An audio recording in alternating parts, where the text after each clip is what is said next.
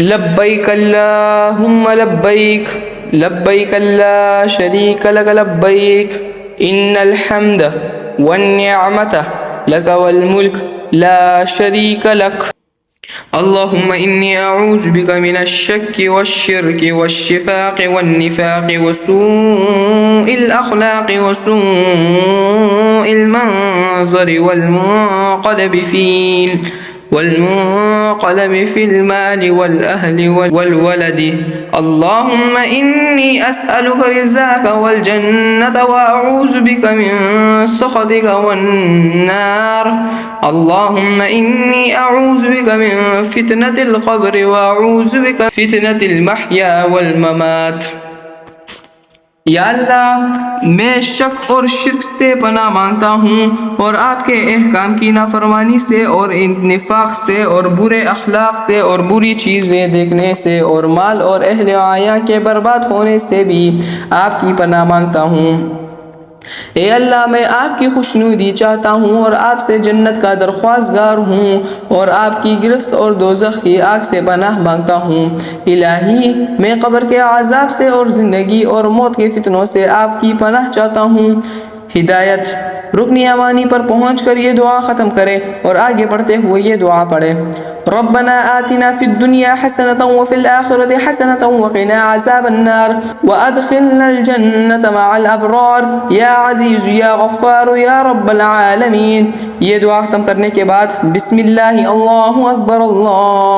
اکبر وللہ الحمد پڑھتے ہوئے حجر اسود کو بوسہ دیں ورنہ دور سے استلام کرے اور چوتھا چکر شروع کرے۔ چوتھے چکر کی دعا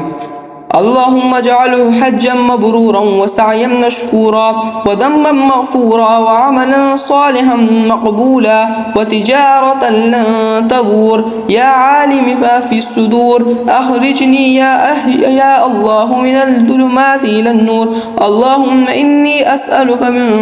جبات رحمتك وعزائم مغفرتك والسلامة من كل إثم والغنيمة من كل بر والفوز بالجنة والنجاة من النار ربي قنعني بما رزقتني وبارك لي فيما أعطيتني واخلف على كل عاقبة لي منك بخير۔ یا اللہ میرے اس حج کو مقبول بنا دے اور میری کوشش کو ٹھکانے لگا دے اور اس حج کو میرے گناہوں کی بخشش کا ذریعہ بنا دے اور میرے ہر ایک عمل کو قبول فرما دے اور ایسی تجارت نصیب فرما دے جس میں کبھی نقصان ہی نہ ہو۔ اے دلوں کے بھیدوں کو جاننے والے اے اللہ مجھے اندھیرے سے نکال کر روشنی دکھا دے۔ اے اللہ اپنی رحمت حاصل کرنے کا راستہ بتلا دے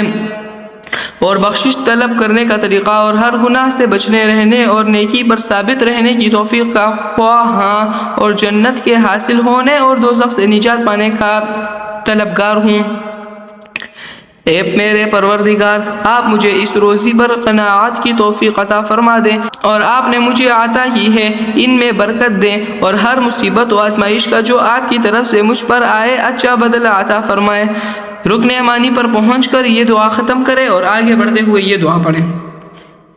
ربنا آتنا في الدنيا حسنة وفي الآخرة حسنة وقنا عذاب النار وأدخلنا الجنة مع الأبرار يا عزيز يا غفار يا رب العالمين۔ یہ دعا ختم کرنے کے بعد بسم اللہ اللہ اکبر وللہ الحمد پڑھتے ہوئے حجر اسود کو بوسہ دے ورنہ دور سے استلام کرے۔